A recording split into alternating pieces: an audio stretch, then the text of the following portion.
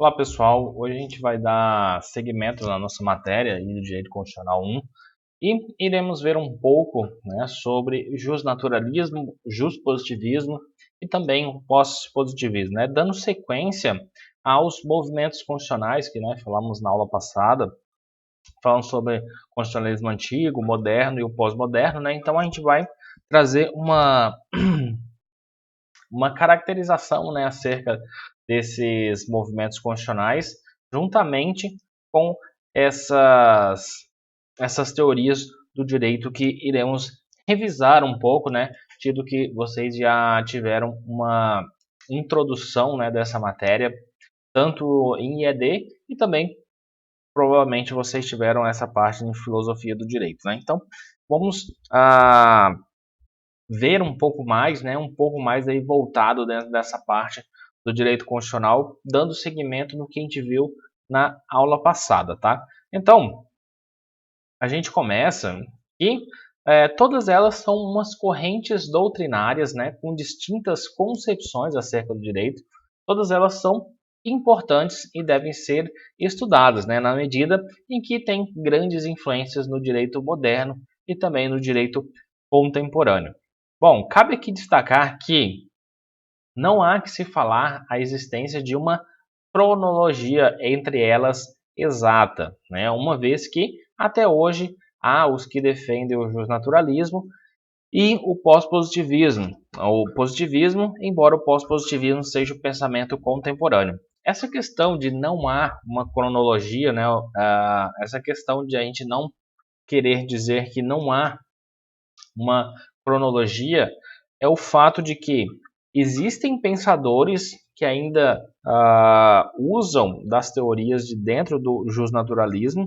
Também existem doutrinadores que usam somente o positivismo, né? Embora a atual teoria, aí essa corrente doutrinária, seja o pós-positivismo, né? O nosso pensamento contemporâneo, né? Mas a gente pode sim analisar, né, quando um finaliza, outro tem início, né? E por aí vai. Mas, por exemplo, existe o justnaturalismo, né, que é o começo, e depois surge o positivismo, tá? Então, elas começam a conviver junto, tá? Não é que após a existência do positivismo se extingue o justnaturalismo, não.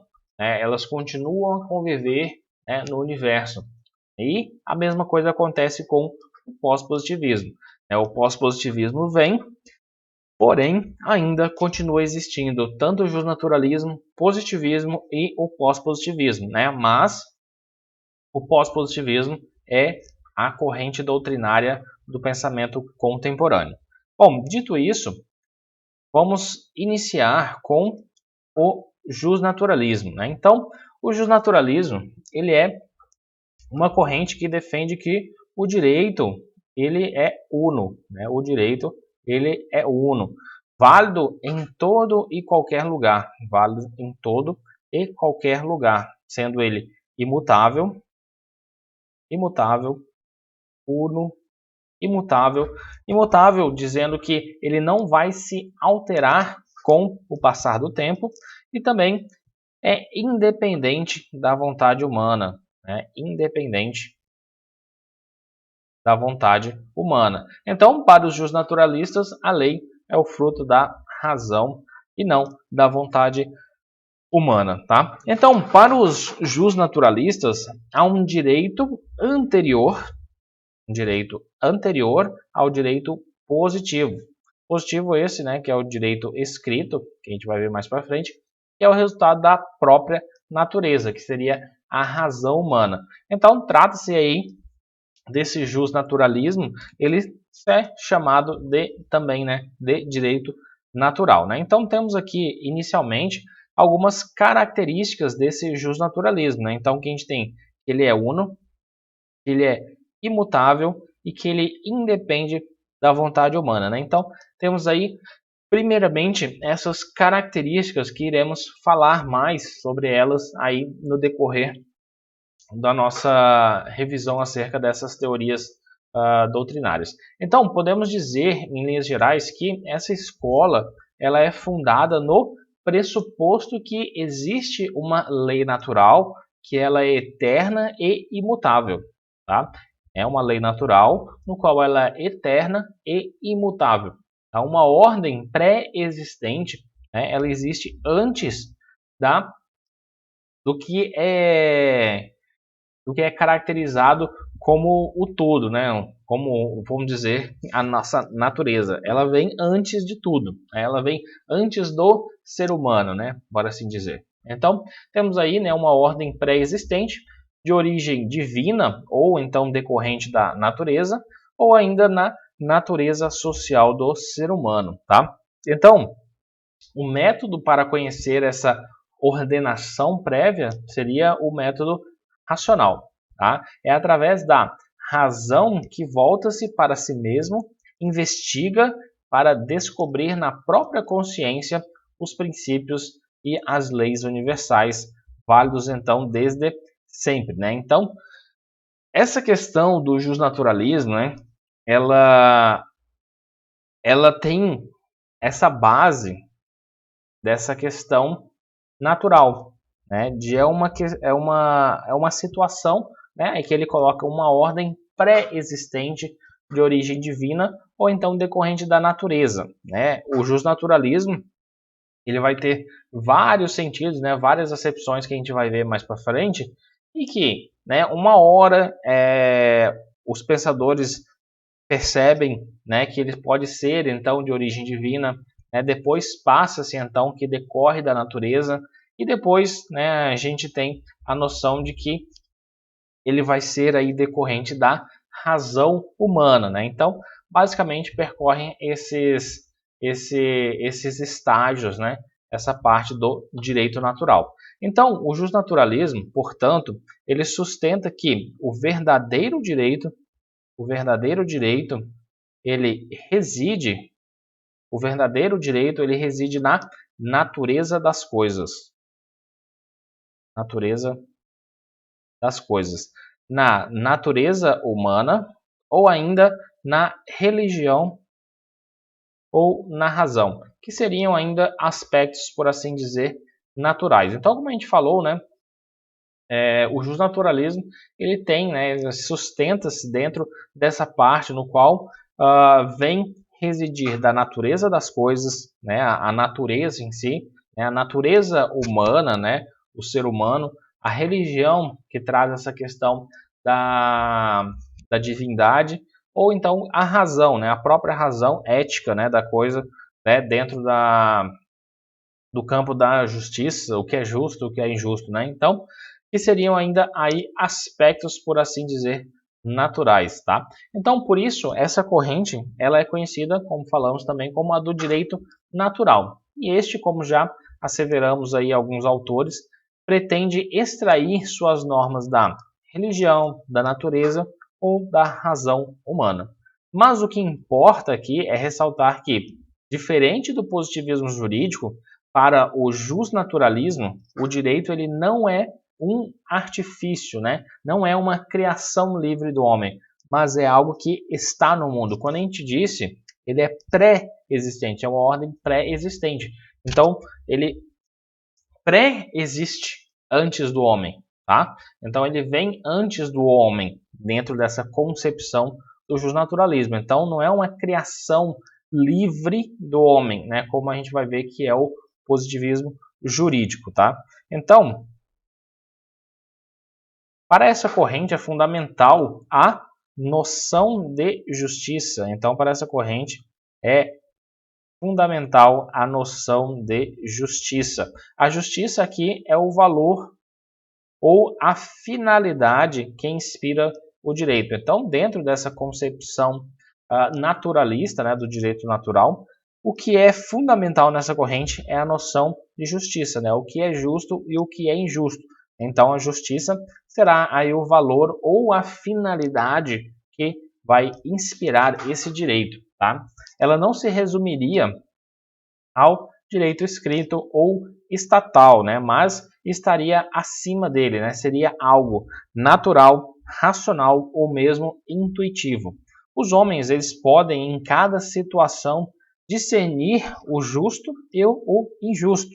Desses aspectos decorre que o direito positivo ele pode entrar em contradição com o direito natural, né? Então, este último deve prevalecer, né? Então, nessa noção do direito natural, quando o direito natural ele entra em contraposição ao direito positivo, né, como a gente disse no começo, né, eles ocupam sim o mesmo lugar no mundo, né? Eles não ocupam lugares isolados, né? Quando criou-se o positivismo, extinguiu-se o justnaturalismo, né? Não é assim, né? Como a gente falou no começo, eles coincidem no universo, né? E no tempo. Então, quando para os justnaturalistas, né? Para os justnaturalistas, quando há uma contradição entre um direito positivo e um direito natural, tá? O direito natural ele deve prevalecer sobre o direito positivo, né? Sobre o direito positivo, tá? Então, temos aí como alguns ensinamentos do professor Norberto Bobbio, podem ser vislumbrados duas teses básicas do movimento justnaturalista, tá? Então, dentro dessa parte, Norberto Bobbio, ele vislumbra, né, essa parte de duas teses básicas do movimento justnaturalista. A primeira tese seria que a pressuposição de duas instâncias jurídicas, né? Então vamos ter aqui a divisão de duas instâncias jurídicas, né? Que elas podem sim viver, né? Elas podem viver dentro da mesma sociedade, né? Tendo aí um direito positivo e um direito natural. O direito positivo ele corresponderia ao fenômeno jurídico concreto apreendido através dos órgãos sensoriais, sendo deste modo o fenômeno jurídico empiricamente verificável, tal como ele se expressa através das fontes do direito, né? Especialmente aquelas de origem estatal, né? Então temos aqui que o direito positivo ele se expressa através do Estado, né? A gente viu isso, ele se expressa através do Estado. Já o direito natural, ele corresponderia a uma exigência perene, duradoura, eterna ou imutável de um direito justo, representada por um valor transcendental ou metafísico da justiça, né? Então aqui a gente tem aquela ideia do que é justo, né? O que é justiça. Então temos dentro do direito natural, né, uma exigência perene, duradoura, eterna, seja imutável, né? E temos essa questão do direito ser justo, né? O objetivo fundamental do direito natural é a busca pela justiça, né? Justiça essa a gente pode colocar aqui como só adiantando como sendo também uma das críticas, né? Essa questão do subjetivismo do valor justiça, né? Então a gente a procura fundamental, né? A finalidade do direito natural é o ser justo, né? Mas o que é ser justo, né? Então, existe essa diferença também entre o que é ser justo, né? Representado aí por um valor transcendental ou metafísico de justiça. A segunda tese do justnaturalismo, a segunda tese aqui do justnaturalismo seria a superioridade do direito natural em face do direito positivo. Então, é o que a gente falou. Nesse sentido, o direito positivo ele deveria, conforme a doutrina justnaturalista, adequar-se aos parâmetros imutáveis e eternos da justiça. Tá? O direito natural, enquanto representativo da justiça, serviria como um referencial valorativo. Tá? O direito positivo ele deve ser justo e ontológico, né? O direito positivo injusto ele deixa de apresentar juridicidade, né? Então ele não tem um valor, né? Ele não tem um valor o direito positivo injusto, né? Então ele não teria um valor como justiça. Então, sob pena da ordem jurídica identificar-se com a força ou o mero arbítrio. Então, nesse sentido, o direito ele vale caso seja justo, né? Isso dentro dessa esfera do justnaturalismo, sendo superior ao direito, né, positivo. Nesse caso aqui da segunda tese, seria o natural, o direito natural, influenciando o positivo, tá? O positivo. E caso o direito positivo ele seja justo, ele seria legítimo, daí resultando então a subordinação da validade à legitimidade da ordem jurídica, né? Então, por exemplo, o valor, a gente tem um valor natural vida, né? Então a gente não matarás, né? Um princípio aqui, a gente sabe que matar é errado, não é justo, tá? Matar não é justo. Então a gente não pode matar. Se no direito positivo for positivado uma regra dizendo que não pode matar, então logo seria justo, logo seria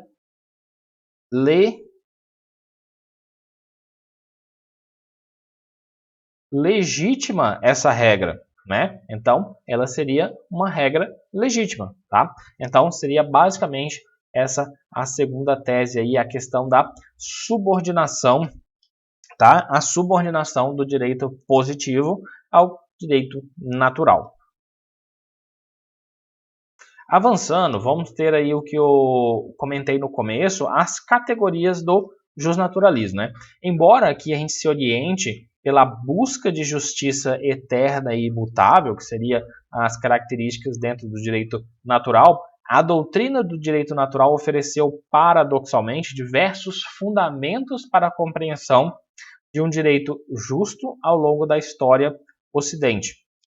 Diante disso, o justnaturalismo ele pode ser agrupado das seguintes categorias, né? Então aqui a gente basicamente temos uma cronologia, né?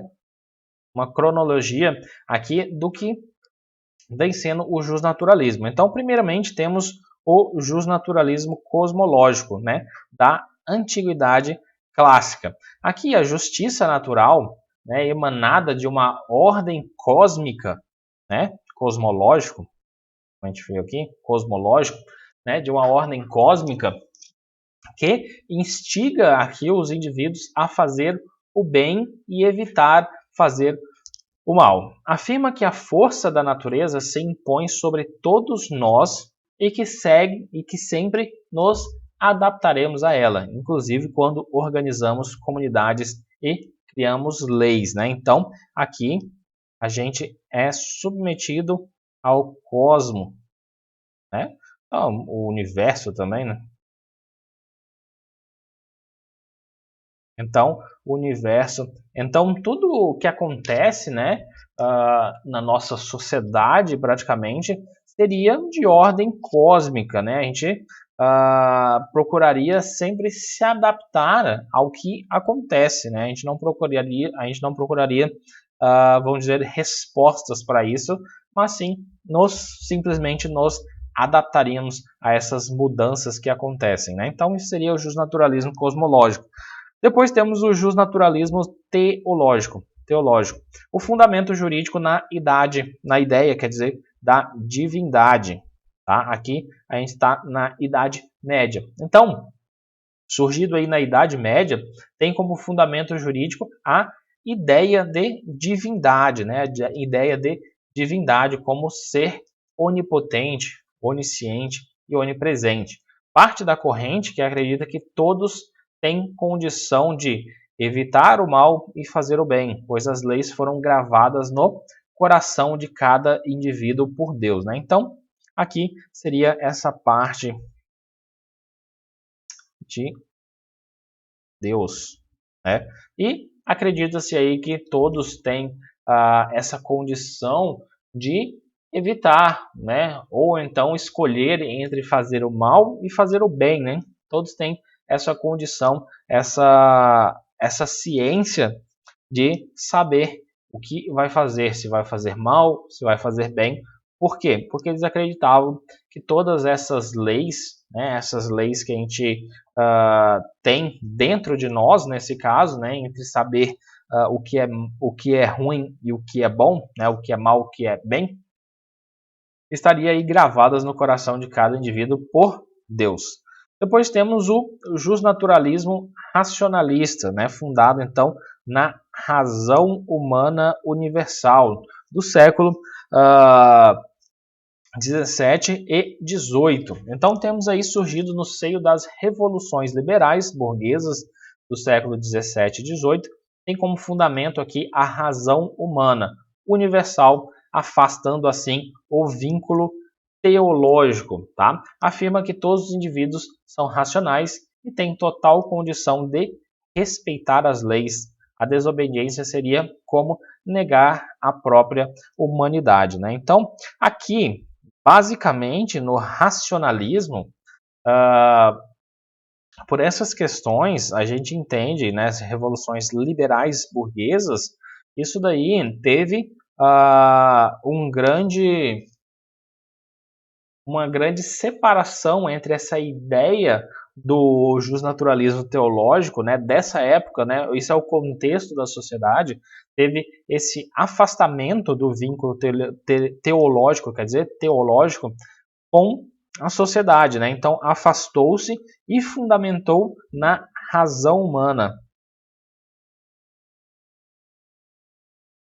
Razão humana, afastando assim essa parte das leis de Deus.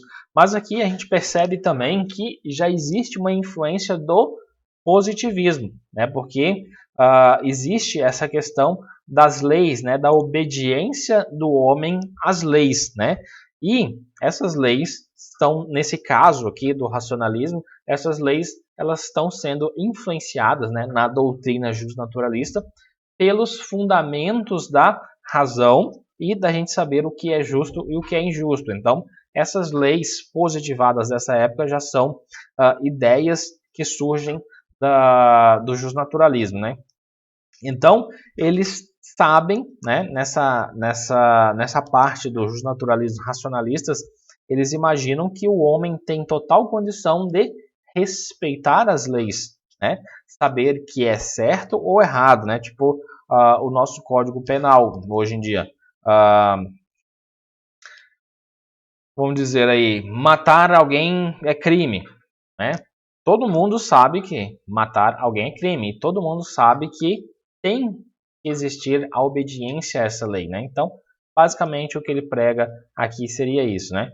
E hoje, já aqui perto nos nossos tempos, né, temos o justnaturalismo contemporâneo, né, que são diversas acepções culturais acerca do direito justo aí do século XX. Então temos aqui que gestado no século XX, que enraiza a justiça no plano histórico e social, atentando para diversas acepções culturais acerca do direito justo, sob o impulso das contribuições do historicismo e sociologismo jurídico, né? Então, tem toda a influência aqui de outras ciências, né, dentro da parte do justnaturalismo, não sendo somente dentro, como a gente percebe aqui, extraído de um único local, por exemplo, no começo o cosmos, depois Deus, razão. Aqui temos vários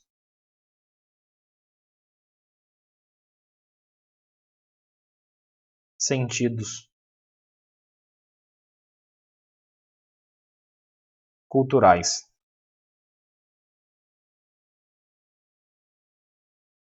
tá? Então, justnaturalismo contemporâneo, vários sentidos culturais. Então a gente até percebe, né, o que a gente falou, que não há cronologia, porque até hoje aqui o justnaturalismo contemporâneo existem doutrinadores que defendem, né, essa linha do justnaturalismo. Então hoje é chamado de justnaturalismo contemporâneo, né, como a gente disse, do século XX. Tá? Então, avançando, a gente tem alguns autores importantes para o justnaturalismo, né? E dentro desses autores importantes, é interessante a gente falar sobre a parte dos contratualistas, tá? Então, os contratualistas, né, são os pensadores contratualistas, são assim chamados porque eles pregam a existência de um momento em que a sociedade ela começa a existir. A sociedade começa a existir a partir de um contrato social. Então, a sociedade ela começa a existir de fato, a partir de um contrato social. Só que lembrem-se que esse contrato social aqui, ele é basicamente uma maneira abstrata de falar da situação em si, né? Por exemplo, a gente tem uma obediência ao Estado. O Estado tem uma Constituição. Então é como se a gente firmasse um contrato social com esse Estado, porque a gente obedece à Constituição, porque a gente obedece às leis, porque a gente obedece àquela sociedade, né? Então seria esse a razão do contrato social, né? Esse contrato social é um termo bem abstrato, né? Por assim dizer. Então assim então eles acreditam existir um momento em que não há leis, né? Em que não existe leis, não há um contrato social que irão chamar de estado de natureza. Então esse momento anterior do contrato social, né? É chamado de estado de natureza. Tá? Estado de natureza. Já o momento em que esse contrato passa a existir será chamado de estado civil. Estado civil. Aqui então, quando nasce o estado civil, é com ele que nasce também o momento em que há a necessidade de criar leis positivas, ou então nasce aí também o positivismo. É claro, todos eles sendo derivados aí do direito natural, né? Aqui a gente está dentro do justnaturalismo. Então, seria o seguinte, né? Resumindo, teríamos aí o estado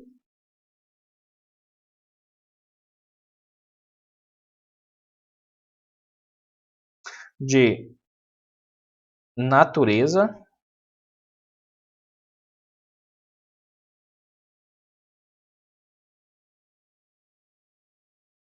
e depois teríamos o estado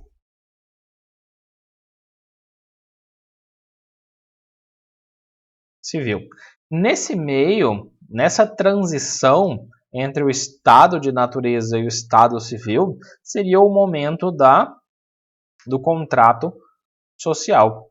Né? Então aqui seria essa existência. E quando há essa existência do contrato social, né, o estado civil, quando se cria uma sociedade, há então a necessidade de se criar leis, né? Leis essas positivadas, né? E são positivadas, aí a gente vai entrar mais no positivismo, são positivadas pelo Estado, né? Então há essa mudança, né, do paradigma aí do estado de natureza, né? Estado de natureza, onde não há leis, para um estado onde tem a necessidade de existir leis, leis positivadas aí pelo Estado. A gente vai ver mais na frente também um pouquinho da definição, né, do Estado, o que seria, né, o Estado, essa também uma questão um pouco abstrata. Então, dentro dessa premissa, né, alguns autores do contratualismo aqui vão colocar o juspositivismo ao lado do justnaturalismo, né, como se completassem, ou seja, as leis criadas pelos seres humanos em complementação naquelas que já são vindas da natureza, seja ela qual for. Já uma outra posição será daqueles que vão colocar o positivismo em uma oposição ao justnaturalismo, dizendo que só existe leis positivas porque as naturais não são respeitadas, tá? Então, sendo assim, alguns dos principais autores do contratualismo, né, eles possuem percepções diferentes do momento de transição, né? Esse momento aqui que a gente falou, né, o momento de transição do estado de natureza para o estado civil.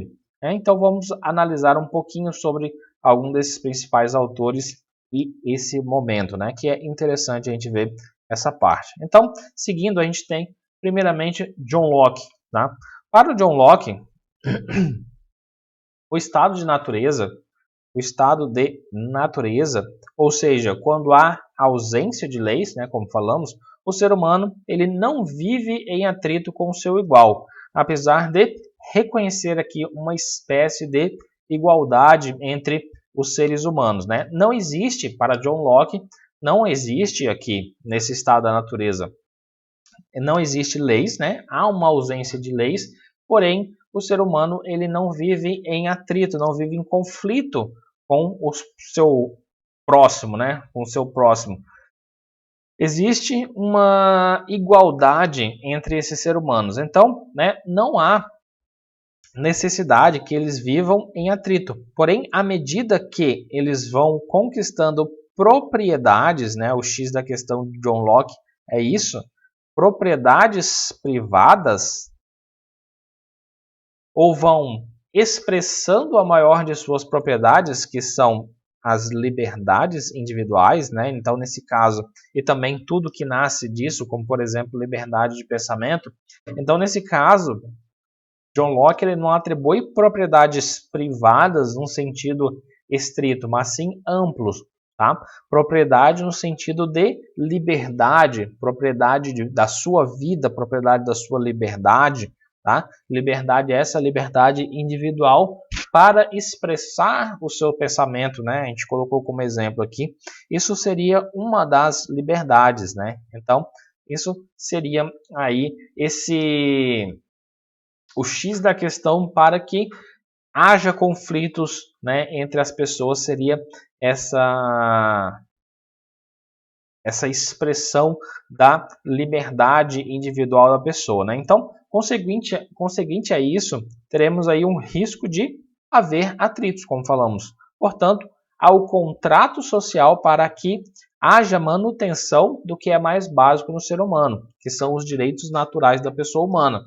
E o John Locke vai depositar na ideia de propriedade privada e também na liberdade como a mais básica de nossas propriedades, tá? Então, nesse caso, então existem direitos naturais anteriores à nossa existência do Estado, né? Anteriores à existência do Estado, porque, como vimos antes, né? Existe o Estado de natureza, passa-se e temos o Estado civil, né? Então, existem aqui no estado natural, existem leis naturais, tá? Existem aqui, eles colocam a ausência de leis, mas ausência de leis positivadas, tá, gente? Não é essa ausência de leis no todo. Eles respeitam leis naturais, tá? Essa é a ideia do John Locke, né? Então, existem direitos naturais anteriores, leis aqui que eu digo direitos naturais, né? Não existe a lei propriamente dita, né, no sentido formal, né, papel, da existência do Estado. Sendo assim, o Estado então existe para proteger, para garantir esses direitos, mas ele não é absoluto, porque se o Estado não cumprir o seu papel, também ele pode ser deposto ou pode haver uma retaliação em relação ao Estado. Então aqui a gente tem a figura do Estado, né? Ele poderia ser considerado uma espécie de juiz imparcial, tá? Que não pode ser colocado ao lado de nada e nem de ninguém, tá? Ao lado de nada e nem de ninguém, uma espécie de juiz imparcial. Nesse caso, somente seria para garantir os direitos básicos do ser humano ou direitos naturais. Lembrando que existem, né, direitos naturais anteriores à existência do Estado, mas o Estado ele vem para que esses direitos que já existiam, e o Estado ele surge para poder garantir esses direitos básicos do ser humano, né, esses direitos naturais que já existiam anteriormente. Então, né, para a gente resumir essa parte do John Locke, a gente tem o seguinte, que o John Locke ele tem as ideias sobre o ser humano a seguinte, mesmo sem leis, né, mas existindo aqui a existência do direito natural, os seres humanos eles vivem em uma certa igualdade, né? Então, mesmo sem leis positivadas, eles vivem em uma igualdade, né? Não havendo atrito. Porém, ele diz que pelo fato de existir a ideia de propriedade, que seria aqui o bem maior do indivíduo, né? Tudo que pertence ao indivíduo estaria englobado nesse conceito de propriedade. Como falamos, ele estabelece de uma maneira mais ampla esse sentido da propriedade, sendo a pessoa proprietária de sua vida e de sua liberdade, né? Podendo exigir, podendo usar desses direitos da sua forma que quiser. Como a gente falou, a liberdade de pensamento, né, também. E a ideia do Estado para o John Locke seria de um juiz imparcial, no qual... Então, temos que para o John Locke a ideia de Estado seria um juiz imparcial, não pode ser colocado ao lado de nada e nem de ninguém. Serviria somente para garantir os direitos básicos naturais do ser humano. Então, seria basicamente um poder moderador que iria averiguar se poderia estar existindo aí essa parte de fruição dos direitos básicos, né, os direitos naturais que já foram estabelecidos, mas é necessário que exista aí essas leis, né, exista um Estado para que imponha, né, para aqueles que não estejam obedecendo às leis, né. Então, também temos que, para o John Locke, a sua ideia do direito natural, né, a ideia de John Locke é baseado aqui em um Estado liberal, né? O direito natural aqui seria para ele a liberdade, né? Então, como falamos, né, a propriedade privada ela derivaria dessa liberdade, tá? Do indivíduo usar na sua propriedade do jeito que bem entender e teria assim essa liberdade, estabelecendo a propriedade, como falamos, de uma maneira mais ampla, né? Sendo liberdade tudo aquilo, né? Liberdade de pensamento, expressão, tudo mais que tem direito. Então, para o John Locke, esse seria o direito natural. E essa questão do Estado liberal, é como falamos que esse cenário do John Locke, né, estaria naquele contexto de que eles estariam saindo de um Estado absolutista e passando ao Estado liberal. Então, por isso que ele fazia parte dessa doutrina aí do Estado liberal. Bom, avançando, temos o outro autor, que é o Thomas Hobbes. O Thomas Hobbes, para ele faz uma oposição, né, crítica aí a Aristóteles. Porque Aristóteles, ele acreditava que todo o ser humano, ele nascia político e que era naturalmente social, né? Então, Aristóteles dizia que todo ser humano, ele nascia político e era naturalmente social. Já para Hobbes, ele vai negar essa ideia de Aristóteles, dizendo que a sociedade nasce por uma necessidade, tá? Porque lá no estado de natureza, o ser humano ele é violento, egoísta e vive em guerra. Então isso contrapõe totalmente a ideia de Aristóteles dizendo que o humano nascia político, tá? E que era naturalmente social. Aqui nesse caso, Hobbes vai dizer que o estado de natureza, né, o ser humano, ele é violento, egoísta e vive em guerra, não é naturalmente social, né? Então, porque nesse momento, né, do estado de natureza, ali só existe uma lei. Então, dentro do estado de natureza só existe uma lei, que seria então a ausência de leis.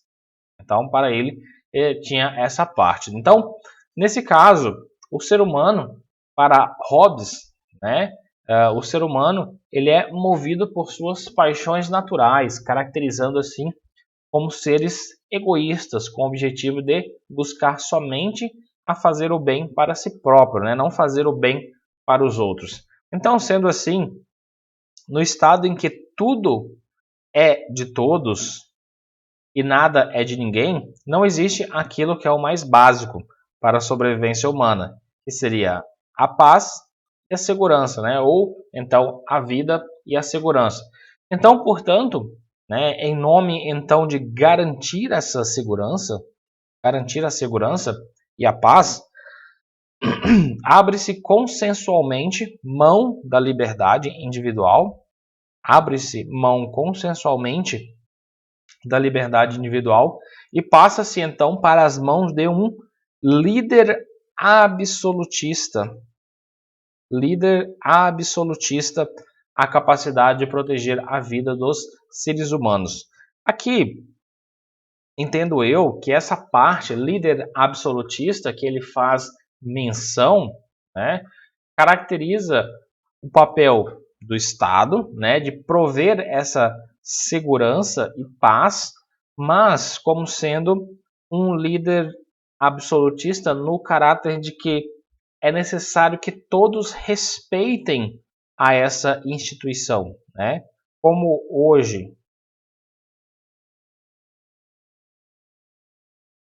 respeitem o Estado. Como hoje a gente respeita a nossa Constituição, que seria o nosso, vamos dizer, entre aspas, um líder, né, absolutista, que a gente tem essa capacidade de respeitar a Constituição, né, e a Constituição dá direito às pessoas. Isso seria a visão de época, tá? De época de Thomas Hobbes, né? Seria então necessário entregar a sua liberdade individual para um líder absolutista, para que esse líder absolutista ele possua a capacidade então de proteger a vida dos seres humanos. Então, sendo este o papel do Estado, né? Porém, aqui o direito natural só é garantido de forma mais clara depois do nascimento do Estado, tá? Então, como anteriormente, tudo a gente pode dizer que era bagunça, guerra, né? Pois o humano ele é violento, egoísta e vive de guerra. Não se existiam as leis, tá? Não se existia direito natural, né? Existia, mas dentro dessa sociedade, entre aspas, né, que existia violência, egoísmo, guerra, não se existia direito natural, não se existia respeito pelo direito natural das pessoas. Então, teria ausência de leis, né?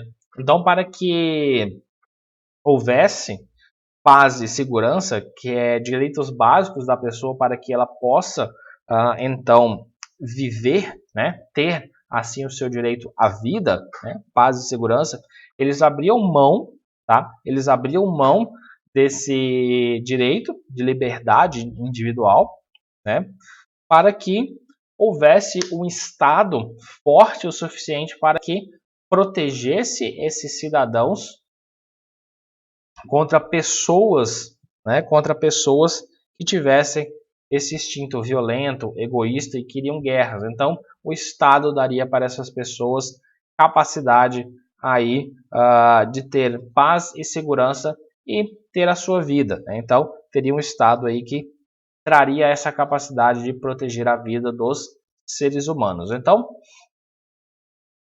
avançando, a gente tem o seguinte: a gente tem que, para Thomas Hobbes, né, só fazendo aí um resumo de tudo que a gente falou, para Thomas Hobbes, a ideia, né, sobre o ser humano é que ele é movido por paixões, é egoísta e o seu objetivo é não fazer o bem para os outros, tá? E também temos a questão da ideia de Estado. A ideia de Estado de Thomas Hobbes seria o seguinte: teria que existir um Estado forte para que pudesse controlar esse mal do ser humano e trazer para a sociedade paz e segurança.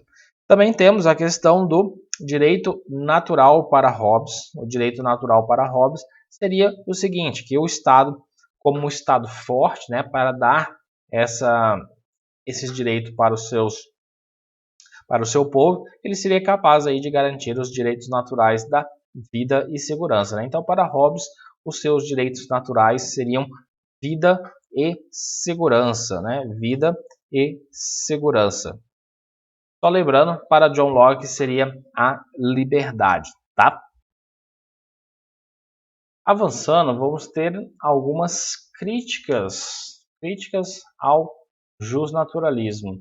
Então, dentro dessas críticas que são feitas ao justnaturalismo, vamos ter aí a falta de clareza, a falta dos elementos centrais do direito e também o ideal de justiça do direito natural é sempre relativo, né? Então, primeiramente, a falta de clareza, né, a doutrina, em razão a falta de clareza da doutrina relativa ao direito justo, ao direito natural, pelo fato da sua plurivocidade, né, os vários sentidos do termo direito natural, por ser muito abrangente, não há como determinar ou interpretar o seu significado real, tá?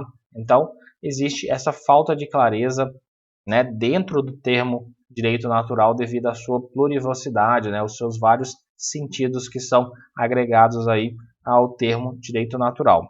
Também temos a falta dos elementos centrais do direito, né, que vai ter esse caráter positivo da coação, que é um dos elementos do direito, a determinabilidade semântica das prescrições e o suporte político estatal para a sua efetividade, né? Então, todos esses elementos que fazem, que constroem o direito positivo, vai faltar aqui no justnaturalismo.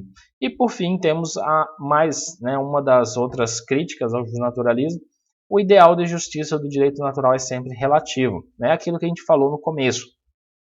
Nesse caso, o direito natural ele prega que deveria ser igual para todos os povos em todas as épocas, né? Essa questão da ideia de justiça. Mas não é bem assim, né?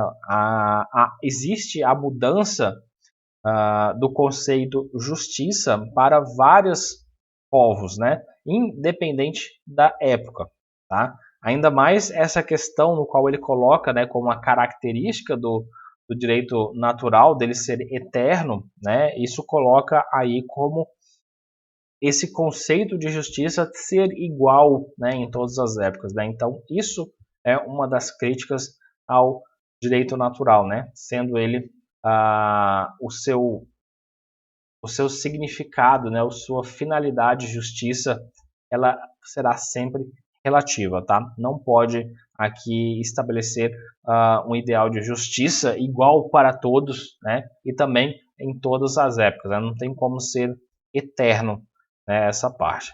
Depois vamos falar sobre o positivismo, tá?